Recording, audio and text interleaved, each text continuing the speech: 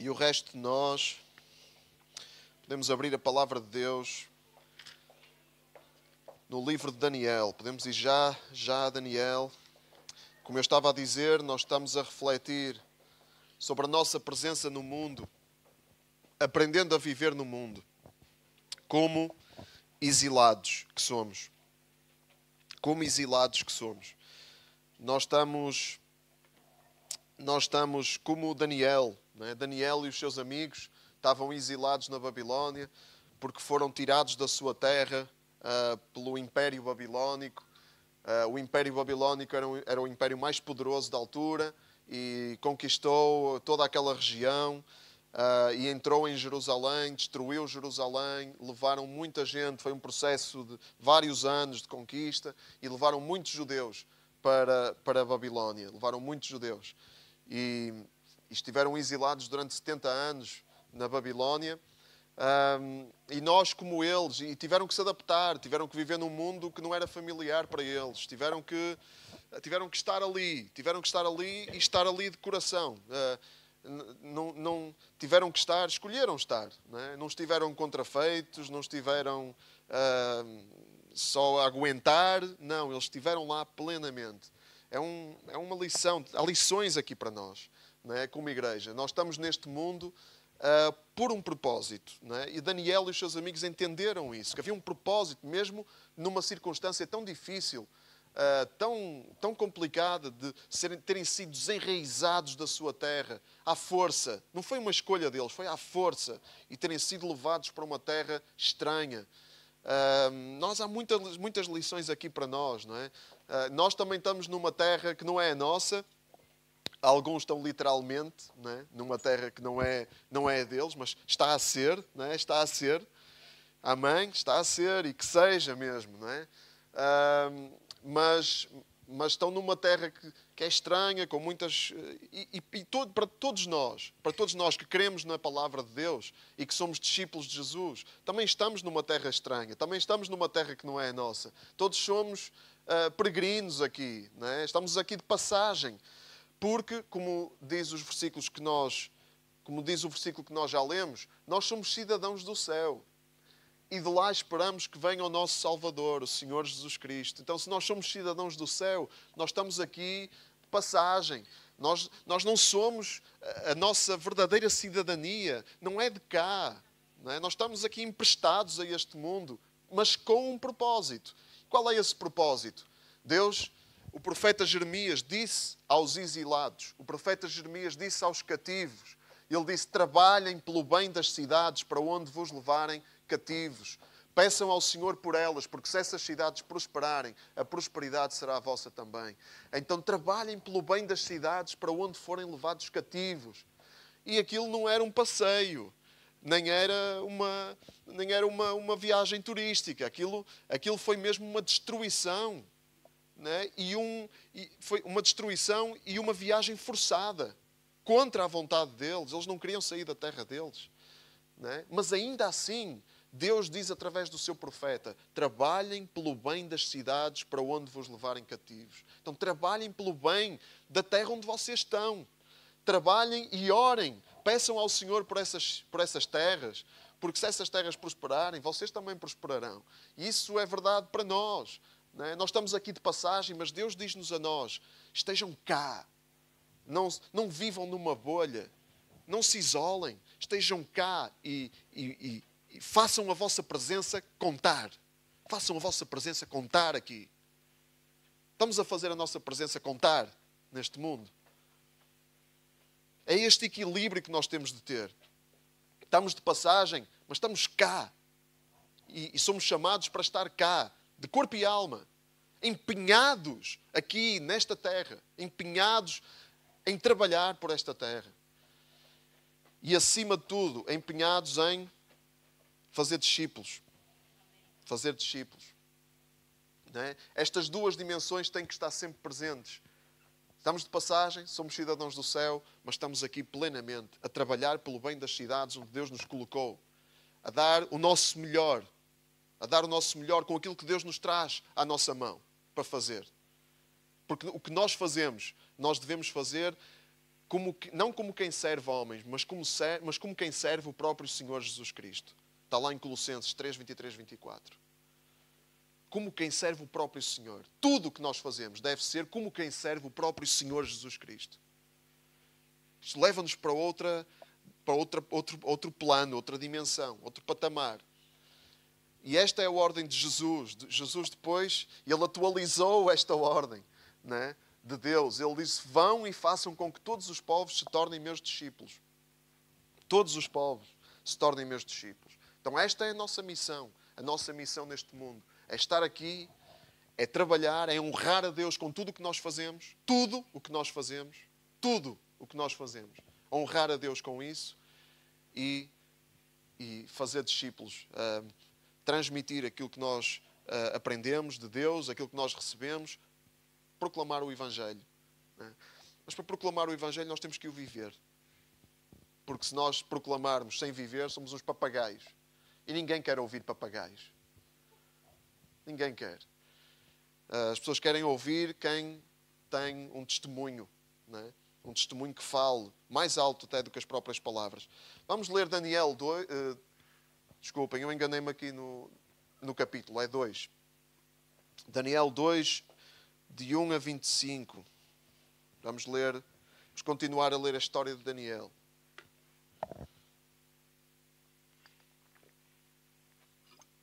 Todos abriram? Livro de Daniel, capítulo 2, versículo 1 a 25. Diz assim, no segundo ano do seu reinado, Nabucodonosor foi assaltado por sonhos que o agitaram de tal maneira que não conseguia dormir. Mandou chamar os magos, adivinhos, feiticeiros e astrólogos para lhe explicarem os sonhos. Quando estavam reunidos na sua presença, o rei disse-lhes, tive um sonho e fiquei muito preocupado, sem saber o que ele significava. Em seguida, aqueles magos dirigiram-se ao rei em aramaico. Que Vossa Majestade viva para sempre. Conte-nos o sonho que teve e diremos o que significa. O rei replicou, tomei esta firme decisão. Se não forem capazes de me explicar o sonho e o seu significado, vou mandar que vos cortem aos bocados e que destruam por completo as vossas casas. Simpático, não é? O rei. Mas se me contarem o sonho e me derem o seu significado, receberão grande recompensa e honra. Digam-me lá então o que sonhei e o seu significado. Ao ouvirem estas palavras, ainda insistiram. Se Vossa Majestade nos contar o sonho, imediatamente lhe diremos o que significa. Então o rei exclamou, é isso mesmo. Estão a tentar ganhar tempo porque veem que decidi castigar-vos a todos, se não me disserem o que sonhei. Estão a ganhar tempo para ver se me esqueço de vez do que sonhei, para me dizerem outra coisa e eu mudar a minha decisão a vosso respeito. Digam-me primeiro o que eu sonhei e só então terei a certeza de que são capazes de me dar o seu significado. Os magos responderam, não há ninguém em toda a terra que possa satisfazer o desejo de Vossa Majestade. Nenhum rei, por maior e mais poderoso que seja, pode exigir semelhante coisa aos seus magos, adivinhos e astrólogos. O que Vossa Majestade pede é tão difícil que ninguém o pode fazer, a não ser os deuses, e estes não vivem no mundo dos seres humanos. Ao ouvir isto, o rei não pôde conter a sua ira e ordenou que fossem mortos todos os sábios da Babilónia. E foi publicado um decreto para que eles fossem executados. Daniel e os seus companheiros tinham de ser igualmente mortos. Então Daniel foi ter com Arioque, comandante da guarda real, a quem fora dada a ordem de matar os sábios da Babilónia. Escolhendo as palavras com cuidado e sabedoria, perguntou-lhe a razão de uma ordem tão severa da parte do rei. E Arioque contou-lhe o que sucedera. Em seguida, Daniel foi pedir ao rei para que lhe concedesse um prazo e que lhe havia de dar o significado do sonho. Ao regressar a casa, contou aos seus amigos Ananias, Michael e Azarias tudo o que se passava. Pediu-lhes que orassem para que o Deus dos céus tivesse misericórdia e lhes revelasse o mistério, para que não fossem mortos juntamente com os outros sábios da Babilónia. Naquela mesma noite, o sonho misterioso foi revelado a Daniel, numa visão, e ele louvou o Deus dos céus desta maneira. Deus é sábio e poderoso, louvado seja o seu nome para todo o sempre. Ele controla os tempos e as estações, estabelece e destrona os reis. É Ele que dá sabedoria aos sábios e a inteligência aos inteligentes. Revela o que é profundo e secreto, conhece o que é obscuro e está sempre rodeado de luz. A ti, ó Deus dos meus antepassados, dou louvor e honra. Tu deste-me sabedoria e coragem, respondeste à nossa oração e mostraste-nos o que devemos dizer ao rei. Em seguida, Daniel dirigiu-se a Arioque, a quem o rei dera ordens para que executasse os sábios da Babilónia, e disse-lhe: não os mates, leva-me à presença do rei, e eu lhe mostrarei o que significa o sonho. Arioque fez comparecer Daniel diante do rei Nabucodonosor, e disse-lhe: Majestade, descobri entre os exilados judeus um que diz que é capaz de revelar o significado do sonho. Até aqui. Então, em Daniel, neste capítulo, nós vemos este poderoso rei do império mais poderoso do mundo, muito atormentado, porque ele foi assaltado por sonhos, que o agitaram de tal maneira que não conseguia dormir. Porque é que alguém tão poderoso, que tinha tudo o que precisava, tinha tudo para estar descansado, o seu império governava, o seu império reinava, não tinha nenhuma competição. Porque é que ele fica tão perturbado com este sonho? Porque, para já, os sonhos, naquela altura, eram levados muito a sério, não é? Aquilo que as pessoas sonhavam eram entendidos como mensagens, não é? Mensagens importantes. E o rei não entendeu o que é que aquilo queria dizer.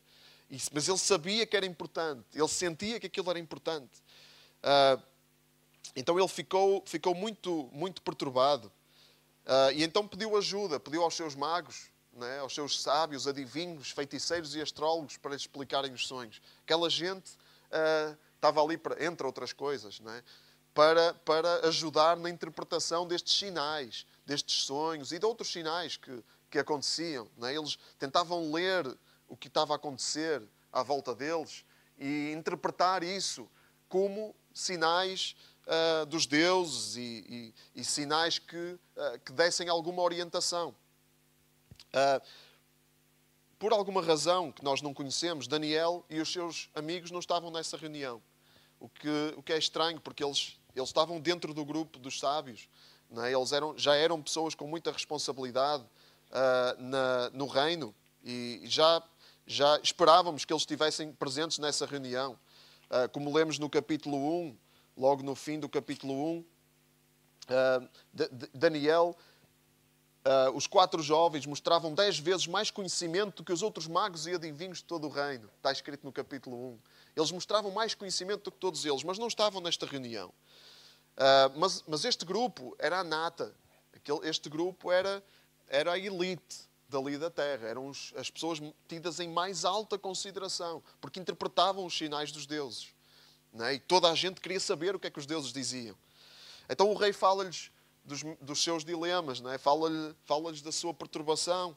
E eles ficam muito assustados com aquilo que o rei lhes exige. Olha os versículos 5 e 6. O rei disse: não forem capazes de explicar o sonho e o seu significado, vou mandar que vos cortem aos bocados e que destruam por completo as vossas casas. Agora, se contarem o sonho e me derem o seu significado, receberão grande recompensa e honra. É uma exigência assim um bocado bizarra. Não é? Ele não queria só que eles interpretassem o sonho, ele queria que eles lhe contassem o sonho que ele tinha tido, sem ele lhes dizer. Não admira que os sábios da Babilónia ficaram muito incrédulos. Não é? Eles nem acreditavam no que estavam a ouvir. E eles insistiram com o rei. O que Vossa Majestade pede é tão difícil que ninguém o pode fazer, a não ser os deuses. E eles não vivem no mundo dos seres humanos. Agora, o rei não estava para conversas. O rei não estava para contemplações. Não é? O rei estava decidido. Ele volta a dizer... O que é que eu fiz aqui? Ele volta a dizer... E ele fica irado. Isto não está a colaborar comigo. Ao ouvir isto, o rei não pôde conter a sua ira e ordenou que fossem mortos todos os sábios da Babilónia. E foi publicado um decreto para que eles fossem executados. Daniel e os seus companheiros não estavam na reunião, mas foram incluídos no grupo dos que iam ser executados. Que é um bocado intrigante, não é? O rei Nabucodonosor era assim, nós vamos conhecê-lo melhor. Nós vamos conhecê-lo melhor. Era um rei impulsivo, era um rei assim que, quando lhe dava, como nós dizemos aqui, os 5 minutos, não é? Ia tudo à frente dele. Era uma pessoa impulsiva.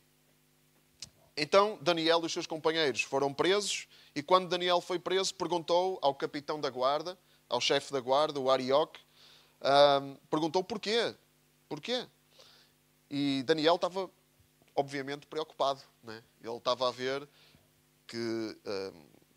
que a sua vida ia acabar ali, a vida dos seus amigos, e não só, e também a vida dos sábios, né? Também a vida dos sábios. Nós vemos depois aqui no fim,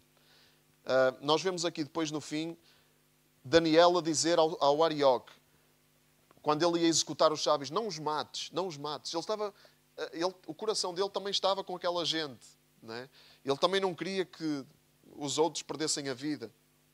Nós sabemos, porque quem conhece o resto da história, e nós vamos conhecer, Daniel não tinha a sua vida por preciosa. Ele não estava preocupado, ele sabia que Deus estava no controle, e nós conhecemos Daniel, conhecemos a história e sabemos que a vida dele não era muito preciosa. Mas ele percebeu que havia um propósito de Deus. Não é? Percebeu que havia um propósito de Deus. Então ele foi levado à presença de Nabucodonosor e então foi pedir ao rei que lhe concedesse um prazo e que lhe havia de dar o significado do sonho. Então o rei decidiu colocar tudo em espera, porque ele confiou que Daniel podia trazer-lhe alguma coisa. Né? E é o que diz no capítulo 1. Ele sabia que aqueles 4 jovens tinham mais conhecimento, 10 vezes mais conhecimento que os outros magos e adivinhos. E esta atitude de Daniel é a primeira lição, a nossa primeira lição para a nossa missão. Vamos ver 4 lições para a nossa missão. Esta é a primeira. Qual é a primeira lição que nós temos? Coragem. Coragem. Quando estamos na Babilónia, é preciso ter coragem. Coragem e ousadia. Daniel arriscou tudo. Ele foi dizer ao rei que lhe havia de dar o significado do sonho. Daniel não tinha tido revelação do sonho. O que é que ele tinha? Fé. Ele tinha fé.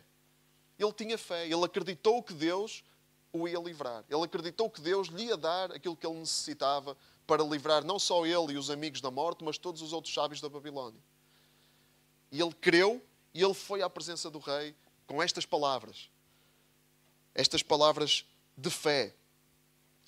Os outros sábios da Babilónia, nós não sabemos como é que eles estavam, mas eles ficaram logo tremendamente assustados. Eles não tinham segurança nenhuma. Aliás, eles não acreditavam que iam ter revelação do sonho do rei. Eles disseram logo, isso é impossível. Para eles era impossível. Para Daniel era fácil. Aparentemente. Né? Vemos o contraste entre a atitude dos sábios e a atitude de Daniel. Porquê esse contraste? Porque Daniel tinha um espírito diferente. Que é o espírito que Deus nos dá. Qual é o espírito que Deus nos dá para nós estarmos aqui na Babilónia? Qual é o espírito que Deus nos dá? Um espírito de coragem. Paulo disse a Timóteo, o espírito, quero lembrar-te que conserves sempre bem vivo o especial dom de Deus que recebeste pela imposição das minhas mãos. Há um dom, né? E o Espírito de Deus, o Espírito que Deus nos deu, não é de medo, mas sim de coragem, amor e bom senso. Não te envergonhes, portanto, de dar testemunho do nosso Senhor. Não te envergonhes. Irmãos, a vergonha e a timidez e a falta e a ansiedade e a falta de confiança, a falta de fé, não podem dominar a vida de um cristão na Babilónia. Porque não é esse o espírito que nós temos. Esse espírito de medo, de achar que é impossível, esse espírito de incredulidade, o espírito que estava nos sábios da Babilónia, que não conheciam Deus, não é esse espírito que nós temos. Nós temos um espírito de coragem, de amor e de bom senso. Nós temos um espírito de fé. Coragem porquê? Porque somos meio malucos, não temos noção das consequências. Não, porque temos fé em Deus. Porque sabemos que para Deus nada é impossível. Acreditamos nisso. Ainda acreditamos que para Deus nada é impossível. Na tua situação, na tua circunstância particular, que Deus pode, tu acreditas que Deus pode. Quem tem este espírito tem que acreditar que Deus pode. Não sabemos o que Deus vai fazer, mas esperamos o imprevisível de Deus. Esperamos que Ele faça mais e melhor do que nós podemos pedir ou pensar. Porque Ele pode. Ele pode. Nós às vezes é que impedimos Deus com a nossa descrença, com a nossa incredulidade, com a nossa falta de ânimo. Mas na Babilónia, nós sem este espírito, nós estamos perdidos. Nós vivemos num mundo adverso, cheio de dificuldades. Cheio de dificuldades. Isso é normal. As dificuldades é normal. Nós não vamos esperar que a vida seja fácil. Não é. Não é. Nunca é. A não ser quando nós ainda não percebemos o que a vida é. Aí é fácil. Não é? Quando estamos assim protegidos, não é? Quando estamos a crescer, não é? Quando somos meninos, os nossos pais protegem-nos. Quem é abençoado para ter pais, não é? Muitos de nós somos abençoados assim, crescemos em segurança. Não é? E às tantas achamos que vai ser sempre assim, que vai ser tudo bem, vai correr tudo bem. Não vai. Não vai haver dificuldades. Como Daniel teve dificuldades, e das grandes, não é? Com a sua própria vida a ser ameaçada. E Daniel, ele não agiu como aos sábios, ele teve fé. Então Daniel foi para casa. Ele confiou no Espírito de Deus. E é assim que nós temos que viver, em confiança no Espírito de Deus. E então ele foi para casa, contou aos amigos e pediu-lhes o quê? Pediu o quê aos amigos? Que orassem para que o Deus dos céus tivesse misericórdia e lhes revelasse o mistério. Segunda lição para a missão na Babilónia. Oração. Básico. Básico, mas fundamental. Fundamental. Sem oração, nós secamos. Secamos. Igreja, nós precisamos de orar. Nós precisamos de pôr a oração como prioridade na nossa vida. A oração como prioridade na nossa vida. Prioridade. Vamos aproveitar os tempos que temos juntos para orar. Como as noites de louvor e oração e o tempo que vamos ter de jejum aqui. Vamos orar. Vamos jejuar. Sem oração, nós não estamos a depender de Deus. Essa é a tragédia. Quando nós não oramos, automaticamente isso significa que nós não estamos a depender de Deus. Estamos a depender de nós próprios. E sabemos o que é que acontece quando nós dependemos de nós próprios. Vamos ser derrotados. Porque nós não temos força para fazer face às adversidades. Como é que Daniel ia fazer face a esta adversidade sem a revelação de Deus? Era impossível. Como era impossível para os sábios da Babilónia. É impossível. Mas também não é possível por causa da inteligência de Daniel. Ele percebeu que ele precisava de orar. Precisava de ir à presença de Deus e pedir a Deus revelação. Oração, vamos investir na oração. Como o salmista orou. Mostra-me, Deus, a tua misericórdia e viverei. Mostra-me a tua misericórdia e viverei. É a misericórdia de Deus que nos sustenta vivos na Babilónia. Irmãos, senão a Babilónia vai nos sugar, vai nos absorver, vai nos destruir. Este mundo vai nos comer vivos. Se nós não dependermos profundamente da misericórdia de Deus. E isso expressa-se em oração. Isso expressa-se na leitura da palavra, para entendermos o que Deus nos quer falar, nos quer ensinar, como é que Ele quer que a gente viva, ouvirmos o seu coração, percebermos a sua natureza, para então podermos depender dEle. Tudo o que nós temos de bom é fruto da misericórdia de Deus. Começando pela nossa salvação. Em Tito, capítulo 3, Tito fala disso. Quando Deus, nosso Salvador, mostrou a sua bondade e o seu amor pela humanidade, salvou-nos, não pelas obras de justiça que tínhamos feito, mas sim porque pela sua misericórdia nos purificou. com a água que faz renascer e pelo Espírito Santo que renova. Deus derramou sobre nós o Espírito Santo com abundância por meio de Jesus Cristo, nosso Salvador. Amém? Pela sua misericórdia, nós temos aquilo que temos, somos aquilo que somos. Nada devemos a nós próprios. Nada, não é nenhuma obra de justiça que tenhamos feito. Deus, Ele salva-nos pela sua misericórdia. Ele purifica-nos com o seu Espírito Santo. Por meio de Jesus Cristo, que foi à cruz para nos salvar. Deu-nos tudo por meio de Cristo. Então, tudo o que nós temos é pelo poder do Espírito. Se nós estamos aqui, é pelo poder do Espírito. Se nós podemos não só sobreviver, mas florescer na Babilónia, é pelo Espírito de Deus. E Deus, Ele quer, Deus, Ele tem isso para nós. Deus, Ele quer que a gente brilhe neste mundo. Deus quer que a gente floresça nesse mundo. Isso muitas vezes não vai significar que a gente tenha uma vida muito fácil e sossegada. Muitas vezes não vai significar isso. Mas vai significar que no meio das nossas dificuldades nós podemos brilhar com a luz de Deus. Se estivermos a depender dEle, da sua misericórdia. Deus quer nos enviar assim para a Babilónia. Deus quer nos enviar assim. Vamos depender de Deus e não de nós próprios.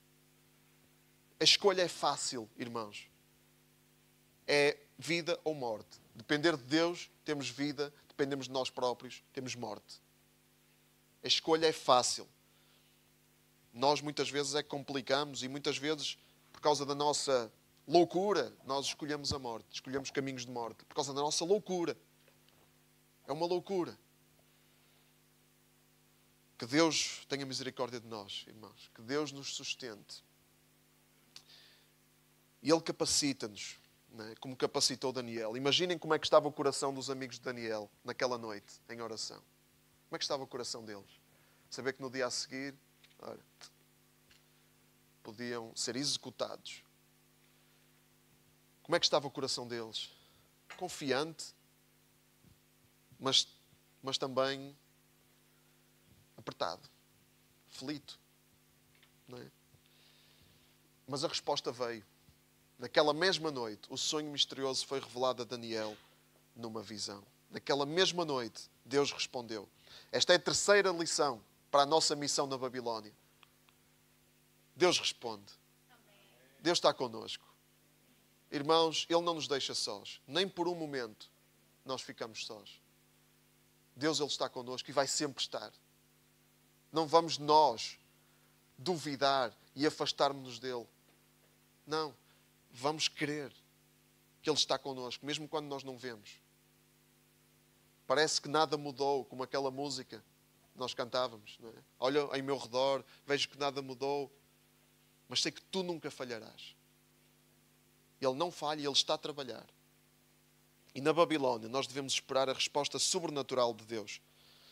Deus, Ele responde e Ele faz acompanhar a nossa missão de sinais. Sinais de sobrenatural. E a oração atua poderosamente quando é feita por uma pessoa justa. Quando alguém é justo, não pelas suas obras de justiça, mas justa pela misericórdia de Deus que enviou o seu Filho para nos salvar. Amém? Somos justos por causa da sua justiça.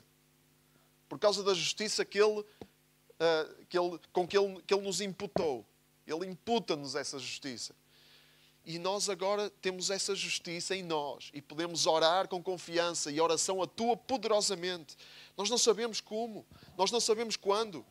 Mas Deus, Ele vai responder. Não sabemos se Ele tem as mesmas ideias que nós sobre o que é melhor. Mas de uma maneira ou de outra, Deus vai se manifestar. Acreditamos nisso. Irmãos, na Babilónia, nós temos que acreditar nisso. Isto é uma consequência natural de depender de Deus. Quem depende de Deus, crê que Deus é fiável, não é? Quem depende de Deus, crê que Deus é fiável. Que Deus é de confiança. Porque senão não dependia de Deus. Mas quem depende, crê que Ele é fiável, que Ele vai responder. Então esta lição é uma consequência natural da anterior. Dependemos, em oração, confiamos na sua misericórdia, logo cremos que Ele vai se manifestar. Ele vai responder. E o que é que Daniel fez? Vejam a última parte, depois de ter a revelação, a última parte do versículo 19. Ele louvou a Deus dos céus, louvou o Deus dos céus desta maneira. Que inspirador exemplo, não é? Que nós temos em Daniel. Ele orou com os seus amigos, não é? Não orou sozinho, também é uma coisa interessante. Orou em família, não é? Ele juntou-se aos amigos para orar, pediu aos seus companheiros para estarem com ele em oração. Deus respondeu e o fruto disso é louvor. Gratidão e louvor. Esta é a quarta lição para a nossa missão. Louvor. Na Babilónia, nós louvamos a Deus. Nós vivemos em louvor. Nós não cantamos aqui por rotina. Não cantamos aqui por ritual religioso. Nós cantamos aqui porque queremos louvar o nosso Deus aqui nesta terra onde Ele nos colocou. E esse deve ser o nosso estilo de vida. Tudo o que nós fazemos aqui na igreja não é para ficar aqui dentro destas portas. É para nos encorajar a viver isto como estilo de vida. A palavra, o louvor, a oração. É isto que Deus quer para nós na Babilónia. Nós louvamos a Deus pela sua fidelidade. Como é que Daniel louvou a Deus? A ti, Deus dos meus antepassados, dou louvor e honra. Tu deste-me sabedoria e coragem. Respondeste à nossa oração e mostraste-nos o que devemos dizer ao Rei. Louvor, irmãos. Se há coisa que é apropriada para responder a Deus, é gratidão. Um coração sem gratidão é um coração seco. É um coração mirrado. É um coração amargo. Um coração que só vê o que falta e não vê as suas bênçãos. É um coração em trevas. Não dá... E, claro, isto está tudo encadeado, não é? O nosso coração é naturalmente assim. O nosso coração é naturalmente ingrato. Nós sentimos muito mais aquilo que nos falta do que as bênçãos que temos. Sentimos mais a aflição do que todas as bênçãos que temos à nossa volta. Quando nos falta alguma coisa, nós concentramos-nos exclusivamente nisso. Aquilo que nos falta. Mas Deus, Ele quer-nos... Mas quando nós oramos, né? Quando nós decidimos ir a Deus em oração, quando nós temos coragem e não desfalecemos e não ficamos cheios de medo, quando nós não sucumbimos à aflição, então Deus enche o nosso coração. Lembre-nos que Ele nos purifica. O seu Espírito purifica-nos. O seu Espírito purifica-nos da ingratidão. O seu Espírito purifica-nos da amargura. O seu Espírito purifica-nos da inveja. O seu Espírito purifica-nos do ódio. O seu Espírito purifica-nos do desânimo. O seu Espírito purifica-nos da apatia, da mornidão. O seu Espírito purifica-nos. Mas nós temos que ir à presença de Deus. Nós não podemos ficar à espera, passivos. Deus quer uma atitude da nossa parte. Deus quer uma atitude da nossa parte. Deus quer fé da nossa parte. É a única coisa que nós precisamos. É de fé. É a única coisa que Deus pede de nós. Crer. Tem fé. Não tenhas medo. Confia. É a única coisa que Deus pede de nós. O nosso trabalho é crer. O resto, Deus faz. Crer, claro. Deus leva-nos a fazer. Deus move-nos. Deus dá-nos ânimo. Deus sustenta-nos. E Ele fez isso com Daniel e os amigos. Ele deu-lhes aquilo que eles precisavam. Ele livrou-os. E Ele faz isso muitas vezes, como nós vemos no livro de Daniel. Então Daniel foi ao rei, foi ao palácio do rei. E vemos que Daniel falou com Deus. Vamos ler aqui, nós lemos até ao versículo 25, mas no versículo 26 a 28. Vamos ler aqui. O rei perguntou a Daniel, que também se chamava Belteshazzar: és capaz de me contar o sonho e dizer o que significa? Daniel respondeu-lhe: saiba, vossa majestade, que não há nenhum sábio, adivinho, mago ou astrólogo capaz de lhe revelar esse mistério. Mas há um Deus nos céus capaz de revelar os mistérios. Ele quis informar vossa majestade sobre o que vai acontecer no futuro. Na visão que teve enquanto estava a dormir, o seu sonho foi o seguinte. Nós vamos deixar o sonho para a próxima. Mas aquilo que Daniel disse, né? Aquilo que Daniel disse, não há nenhum sábio, nenhum adivinho, nenhum mago, nenhum astrólogo capaz de lhe revelar esse mistério. Há um Deus nos céus capaz de revelar os mistérios. Daniel não apontou para si próprio, ele não apontou para a sua própria capacidade, ele não apontou... ele teve a revelação, ele podia se apresentar em Deus, podia se apresentar ao rei como guru. Não é? O guru. Atenção, olhem para mim, olhem todos para mim que eu tenho a revelação. Há muita gente que faz isso. Recebe revelação de Deus e depois envaidece-se com essa revelação. É uma tendência que nós temos, uma tentação em que nós caímos facilmente. Porque entendemos a revelação de Deus, depois apontamos para nós próprios. Não foi isso que Daniel fez. Daniel apontou para Deus. Daniel não se apresentou como a última bolacha do pacote. Daniel não se apresentou como o tal. Olhem para mim, eu sou o tal.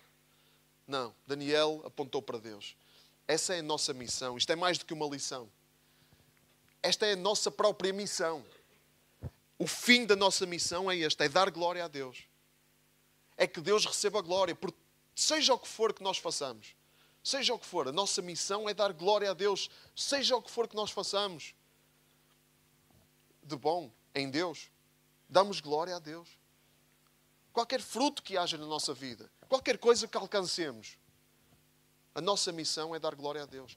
Se fazemos discípulos, se temos pessoas que Deus nos confia para nós cuidarmos, se Deus nos põe em responsabilidade, não é porque nós somos super capacitados, não é porque nós somos belos e capazes.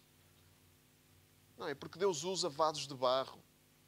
E um vaso de barro, Ele enche vasos de barro, e um vaso de barro que reivindica a glória para si e que não dá glória ao Deus que o encheu, é um vaso que está pronto para ser partido. Ser partido para abrir a pestana. Para abrir a pestana, para abrir os olhos. Então, esta é a nossa missão. E no fim do capítulo, o rei dirige-se a Daniel. E o rei não diz assim, Daniel, tu és o maior. Não, ele diz, o vosso Deus é o maior de todos. O rei pagão, o rei da Babilónia. Como nós temos muita gente à nossa volta na Babilónia, pessoas em autoridade que convivem connosco. O rei da Babilónia viu na vida de Daniel que o seu Deus era o maior. Ele não recebeu nenhuma revelação direta, este rei. Ele recebeu revelação através de um servo de Deus. E nós na Babilónia somos chamados para revelar Deus. E outros à nossa volta, os pagãos à nossa volta, as pessoas da Babilónia vão perceber em nós, vão perceber através de nós, que o Deus que está em nós é o maior de todos. E não nós. Então não vamos, no fim de tudo, quando nós cumprirmos alguma coisa, fizermos a vontade de Deus, vamos dar glória a Deus para que as pessoas saibam que não é pela nossa força ou capacidade, é porque há um Deus que é o maior. E lhe deem também glória a Deus, mesmo sem o conhecerem. Deem glória a Deus pelo que vem em nós. Nós vamos terminar este capítulo na próxima vez. Mas eu queria deixar aqui, e vamos terminar mesmo hoje, mas eu queria deixar aqui só 2 versículos para nos encorajarem para a nossa missão na Babilónia. Já vimos as 4 lições para a nossa missão aqui na Babilónia. Coragem, oração, resposta de Deus e louvor. Coragem, oração, resposta de Deus e louvor. E darmos de glória por tudo aquilo que Ele é.